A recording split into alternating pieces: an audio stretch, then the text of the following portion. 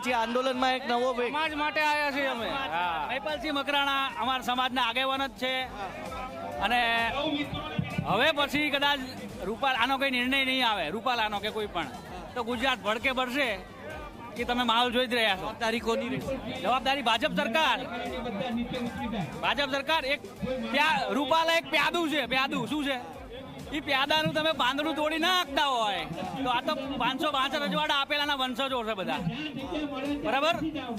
એટલે રૂપાલાનું કદાચ એ પ્યાદાનું પાંદડું ના તોડી શકતા હોય. માફી નહીં, હે માફી તો આજે નહીં, કાલે સ્વાભિમાન સામે માફી નહીં. માફી નહીં. આ યુવરાજસિંહ પણ બેઠા છે. આખા આંદોલનમાં યુવરાજસિંહ પહેલેથી જોડાયા હતા. માફી શા માટે નહીં? સ્વાભિમાનના ભોગે એ ક્યાંય પણ માફી ન હોઈ શકે, કેમ કે એને ક્ષત્રિય સમાજની અસ્મિતાનું અપમાન કર્યું છે અને અપમાનની ક્યારેય માફી ન હોય, ભૂલની માફી હોય, જાણતા અજાણતા થયેલી ભૂલની માફી હોય, પણ ક્ષત્રિય સમાજની ગરિમાનું, ક્ષત્રિય સમાજની અસ્મિતાનું અપમાન કર્યું છે એટલે માફી કોઈ પણ સંજોગોમાં નહીં આપવામાં આવે. શું લાગે છે ભાજપા કેમ કાપી નહીં રહી ટિકિટ અત્યાર સુધી? ખાસ કરીને ભાજપ અત્યારે કહી શકાય કે ઘમંડમાં છે, અભિમાનમાં છે. એને એવું લાગી રહ્યું છે કે ક્ષત્રિય સમાજ અમને વોટ નહીં મળે તો શું ફરક પડી જવાનો છે, એટલે ક્ષત્રિય સમાજની વારે ઘડી અવગણના કરી રહી છે અને આ અવગણના એને માથે પડવાની છે. કેમ કે ક્ષત્રિય સમાજની અવગણના એ ફક્ત ખાલી ગુજરાતમાં નહીં, રાજસ્થાનમાં પણ માથે પડશે, યુપી હોય, એમપી હોય કે હરિયાણા હોય, ત્યાં પણ આ ક્ષત્રિય સમાજની અવગણના છે એ માથે પડશે. ગઈકાલનો એક ડાયલોગ છે ને ટ્રેન્ડિંગમાં છે કે ભાઈ હાવજ બગડે ને તો જંગલ સજડે, બાપુ બગડે ને તો 52 ગામ ફફડે.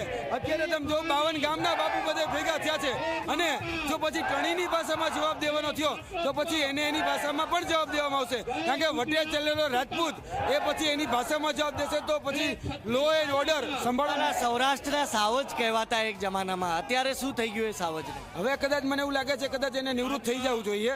આ નિવૃત્ત એટલા માટે કહું છું કારણ કે અત્યારે મને એવું લાગે છે અહીંયા હાવજ છે ને એ ગીરમાં વસે જ છે અત્યારે, પણ જે કહેવાતા હાવજ અથવા તો પોતાની જાતે સ્વયં જે કહે છે સ્વયં ઘોષિત, એ સ્વયં ઘોષિત કરતા ગુજરાતના આ હાવજોને તમે જોઈ લો.